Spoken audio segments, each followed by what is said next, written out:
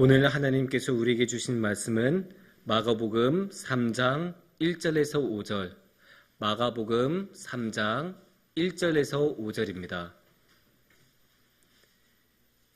예수께서 다시 회당에 들어가시니 한쪽 손 마른 사람이 거기 있는지라.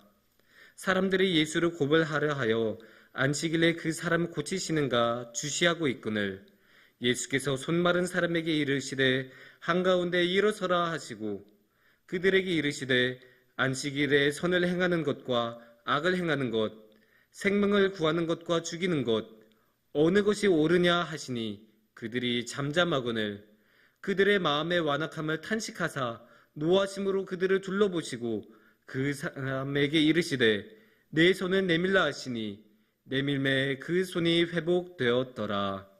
아멘.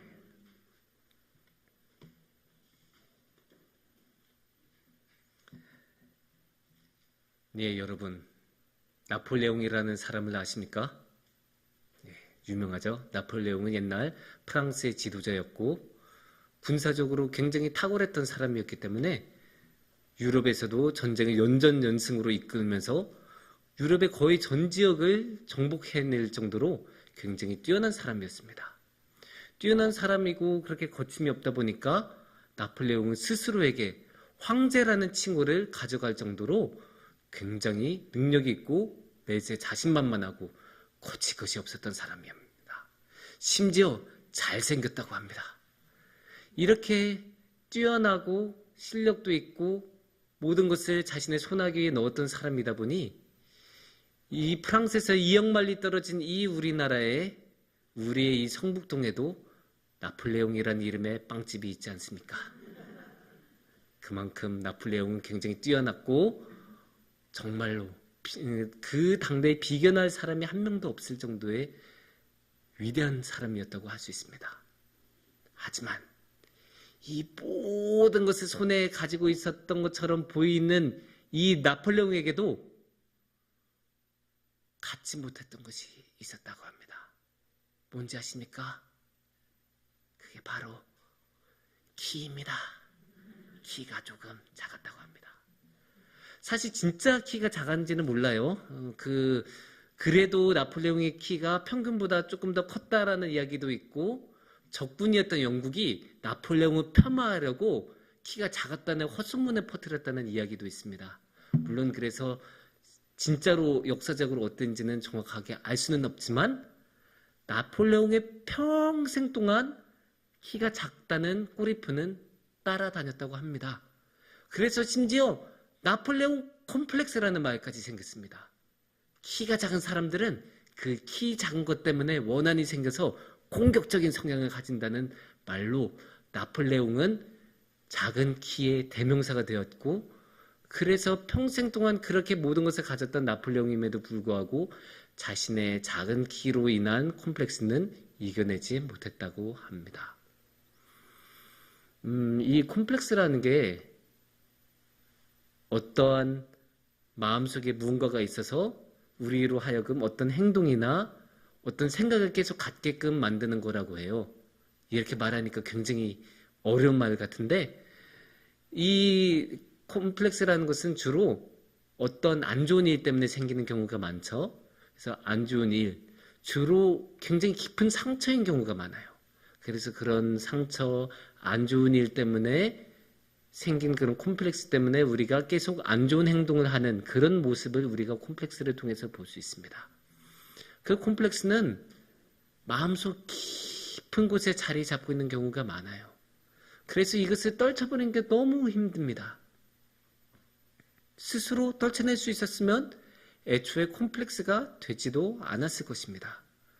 그만큼 콤플렉스는 우리의 마음 전체를 지배하고 있고 그만큼 너무나 무겁고 강한 것이어서 콤플렉스는 어떤 면에서 가장 깊은 상처, 가장 아픈 상처라고도 이야기할 수 있습니다. 그런 콤플렉스에 대해서 성경은 사실 많은 이야기를 하고 있습니다. 그 중에 하나가 오늘의 본문입니다.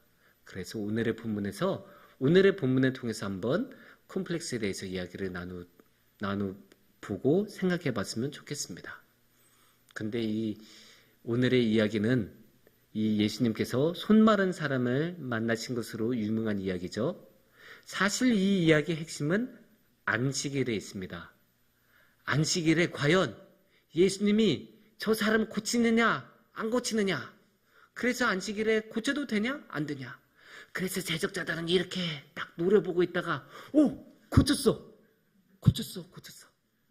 이제 우리 합법적으로 저 예수라는 사람을 괴롭혀도 되겠구나, 옳았구나, 잘됐다. 이게 사실 오늘의 이야기의 핵심이에요. 하지만 우리가 오늘의 말씀은 콤플렉스를 통해서 이야기를 시작했던 만큼 오늘은 약간 시각을 바꿔서 콤플렉스를 중심에 두고 한번 이야기를 나눠보도록 하겠습니다. 그래서 오늘의 이야기를 이 손 마른 사람의 입장에서 다시 한번 생각해 봤으면 좋겠습니다. 이 손 마른 사람 어디 있었다고 합니까? 1절을 보면, 오늘의 말씀 1절을 보면 예수님께서 회당에 들어가셨을 때에 한쪽 손이 마른 사람이 있었다고 합니다. 그러니까 이 사람은 당연히 회당에 있었겠죠. 이렇게 회당에 이렇게 손 마른 사람이 있었을 것입니다. 그리고 이 손 마른 사람은 예배 드리러 왔었겠죠. 안식일이니까 조용히 이렇게 예배 드리러 왔을 텐데, 이 손 마른 사람의 삶이 어땠을까 생각해보면 편하지 않았을 거예요. 당연하죠. 오늘날 우리도 한쪽 손을 사용하지 못한다고 생각하면 얼마나 불편합니까? 이 옷 하나 갈아입는 것도 굉장히 오랜 시간이 걸리겠죠. 특히 이렇게 단추가 많은 와이셔츠 같은 경우는 굉장히 신경을 많이 써야 했을 것입니다. 하다못해 식당에서 돈가스 하나 자르는 것도 한 손으로 하려면 굉장히 어려운 일이 아닙니까?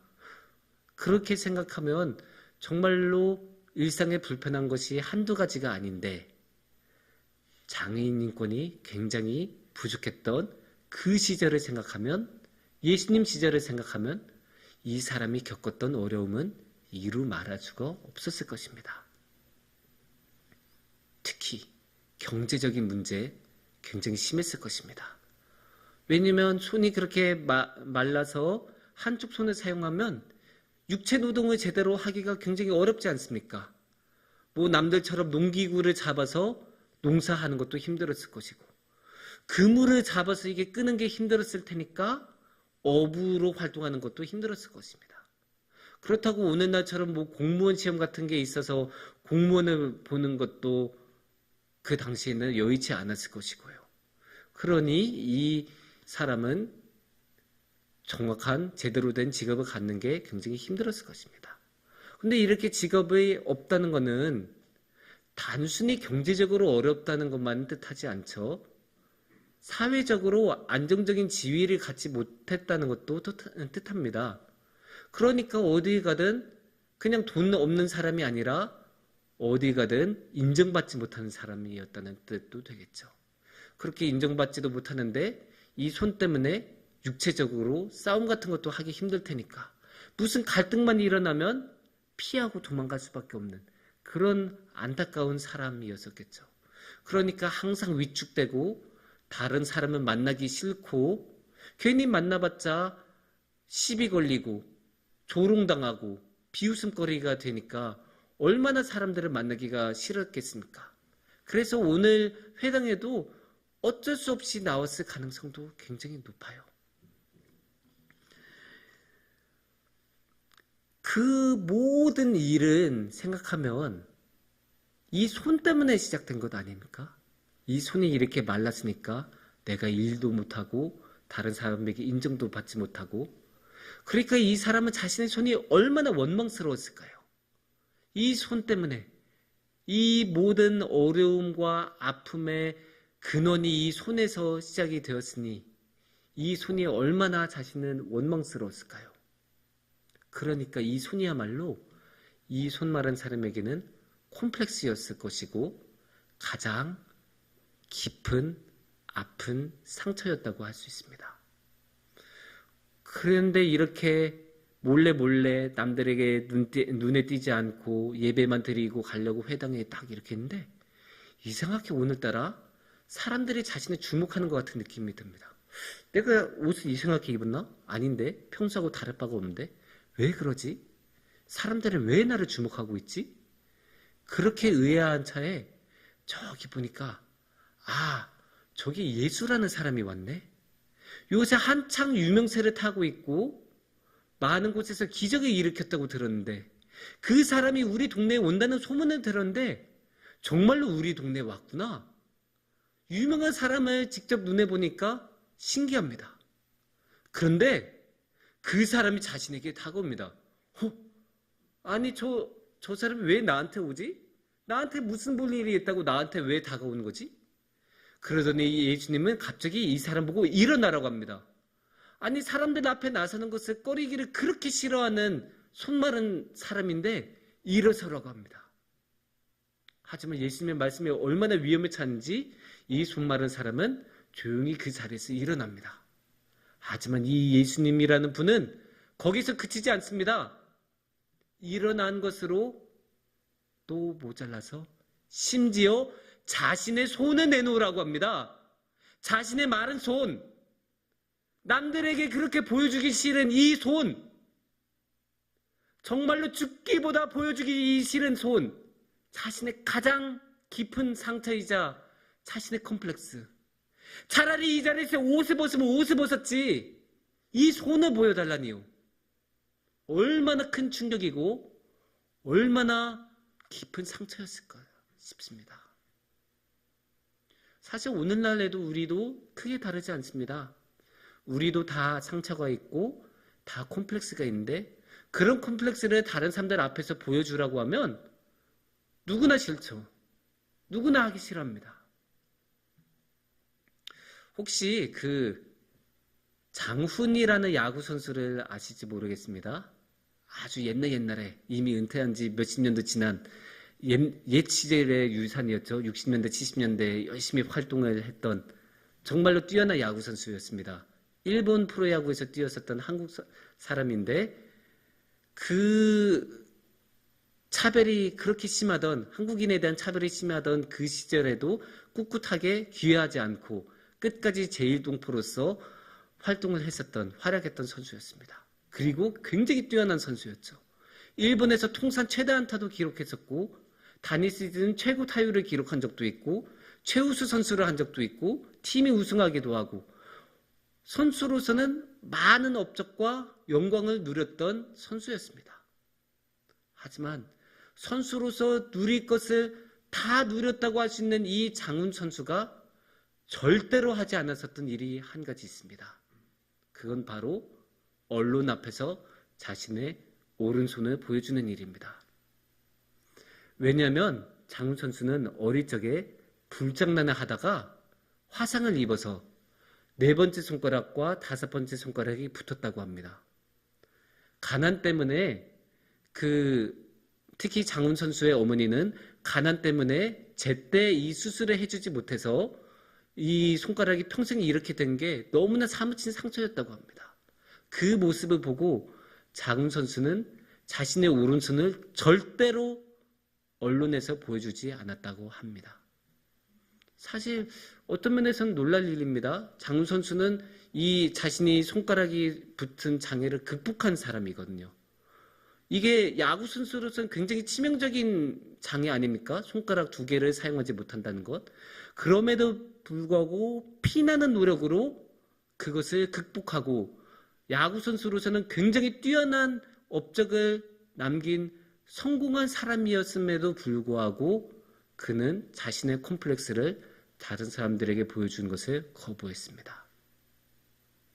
성공한 사람도 이 정도인데 실패한 사람은 어떠할까요? 원래 사람은 실패를 겪고 아픔을 겪으면 움츠러들기 마련이고 다른 사람 앞에 나타난 것을 꺼리기 마련입니다. 왜냐하면 간단하죠? 사람들 만날 때마다 너 그거 그때 어떻게 됐어?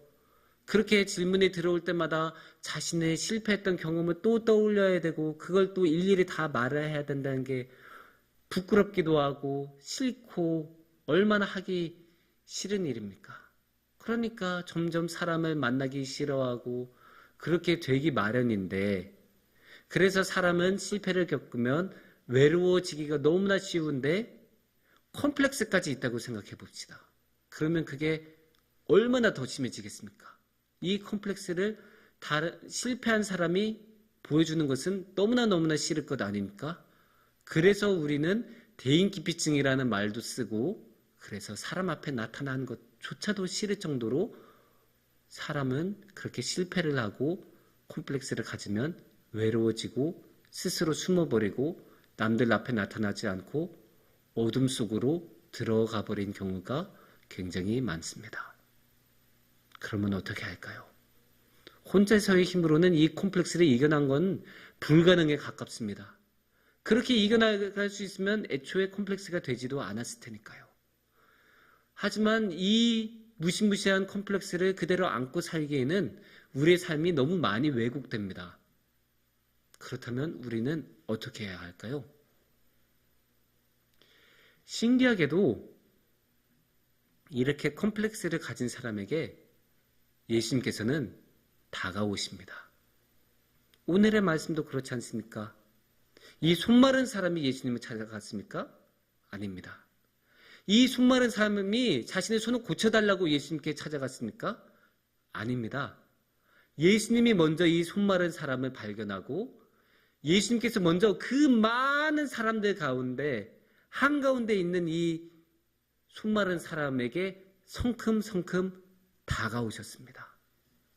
다가오셔서 이 사람에게 일어서라고 말씀하셨고 손을 내밀라고 하셨습니다. 그 손을 내미는 것, 당연히 이 손마른 사람에게는 부담스러운 일이고 너무나 하기 싫은 일이겠죠. 남들에게는 보여주기가 너무나 싫은 자기의 손이니까요. 그럼에도 불구하고 이 손마른 사람은 예수님의 눈에서 다른 것을 봅니다. 자신을 멸시하는 눈이 아니라 자신을 사랑하는 눈. 그 모든 사람들 사이에서 자신을 발견하는 그 사랑. 지금까지 어느 누구도 자신에게 관심을 갖지 않고 자신을 도와주지 않고 지켜주지 않았는데 이 예수님만큼은 나를 도와줄 마음으로 이곳에 나에게 왔구나. 그 마음을 이 손마른 사람은 알아차립니다. 그래서 기꺼이 자신의 손을 내밀 수가 있었습니다. 그게 그토록 부끄러운 일임에도 불구하고 다른 사람이 부탁했을 때는 생각지도 않았을 일임에도 불구하고 이 예수님만큼은 다르다. 이 예수님만큼은 나를 조롱거리로 삼으려고 나를 웃음거리로 만들려고 내 손을 내밀려고 한 것이 아니구나라는 것을 깨달았습니다.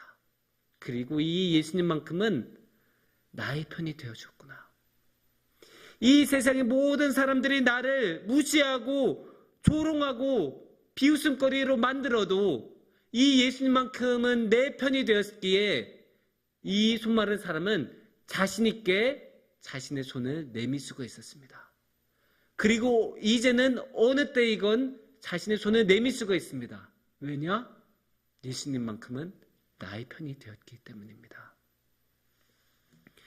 그래서 오늘의 말씀 5절을 보면 이 손마른 사람이 손을 딱 내밀라 하셔서 내밀매 그 손이 회복되었더라라고 써져 있잖아요.